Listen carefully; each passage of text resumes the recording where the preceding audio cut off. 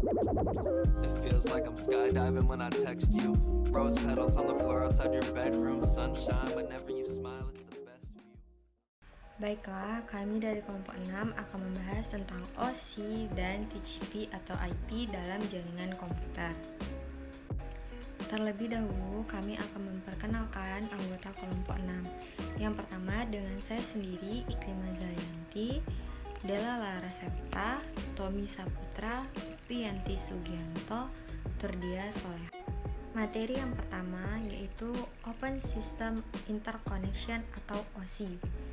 Model referensi jaringan terbuka OSI atau OSI Referential Model for Open Networking adalah sebuah model arsitektural jaringan yang dikembangkan oleh Badan International Organization for Standardization di Eropa pada tahun 1977. OSI sendiri merupakan singkatan dari Open System Interconnection. Model referensi OSI dibagi menjadi dua kelompok, yaitu upper layer dan lower layer. Upper layer fokus pada aplikasi pengguna, bagaimana file dipresentasikan di komputer. Sedangkan lower layer adalah intisari komunikasi data melalui jaringan aktual untuk networking beginner. Karakteristik dari masing-masing layer. 1. Application menyediakan jasa untuk aplikasi pengguna. Kedua, presentation, layer ini berfungsi untuk mengkonversi data. Yang ketiga, transport, memecah data menjadi beberapa segmen. Keempat, network, layar yang bertanggung jawab atas pengamatan atau addressing. Yang kelima, data link, menentukan bagaimana bit-bit data. Yang keenam, physical, layar ini mendefinisikan media transmisi jaringan yang digunakan. Transmission Control Protocol atau TCP atau IP. TCP atau IP atau Transmission Control Protocol dikembangkan sebelum model OSI ada. Namun demikian, lapisan-lapisan pada TCP atau IP tidaklah cocok seluruhnya dengan lapisan-lapisan OSI.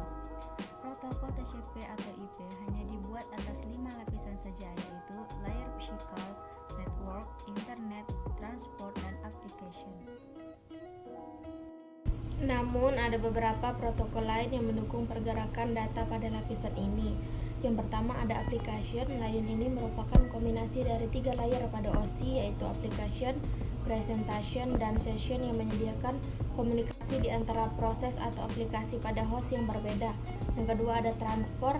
Pada lapisan ini ada 2 protokol yang bekerja, yaitu UDP User Datagram Protocol adalah protokol yang bekerja dengan metode connectionless oriented.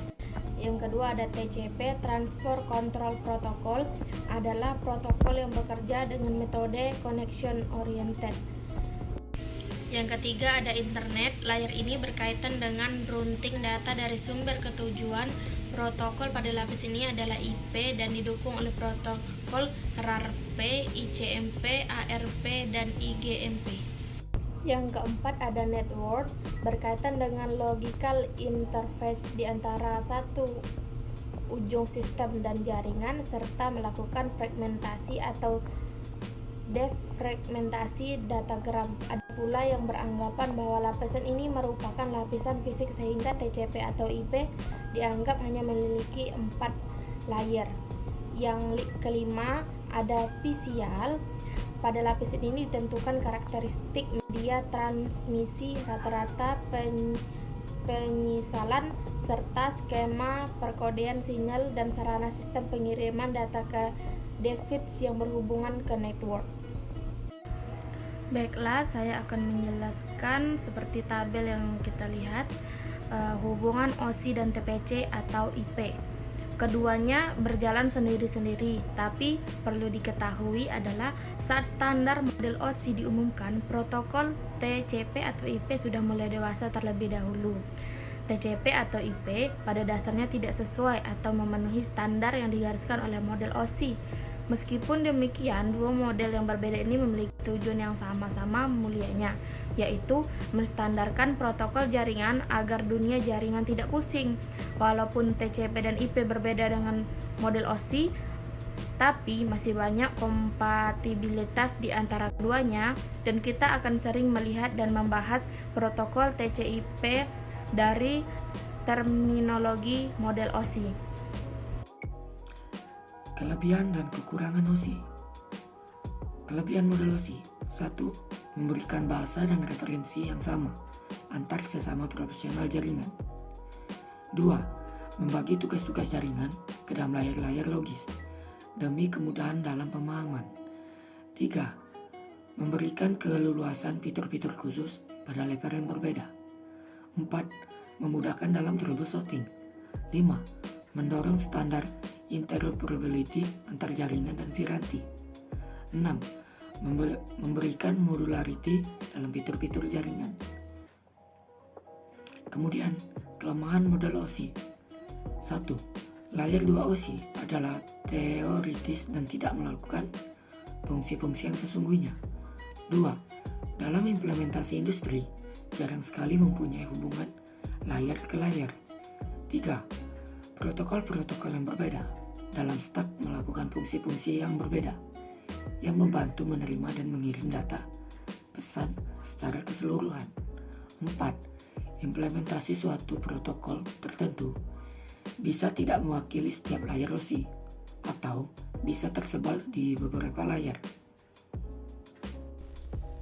Kemudian, kelebihan dan kekurangan TCP atau IP. Yang pertama, kelebihan TCP atau IP. 1. Cocok untuk berbagai macam jaringan. 2. Mengidentifikasi secara unik device yang lain di seluruh jaringan. 3. Protokol level tinggi yang distandarkan untuk konsistensi sehingga menyediakan servis user yang kuat. Yang kedua, keuntungan TCP atau IP. 1. Jika mengirim data yang kecil akan merepotkan karena harus handsking terlebih dahulu. 2. Lebih hemat dibandingkan UDP. 3. Tidak bisa broadcast soalnya TCP ini sifatnya one-to-one. Baiklah, sekian presentasi dari kelompok kami. Saya akhiri. Wabillahi taufiq wa hidayah. Wassalamualaikum warahmatullahi wabarakatuh.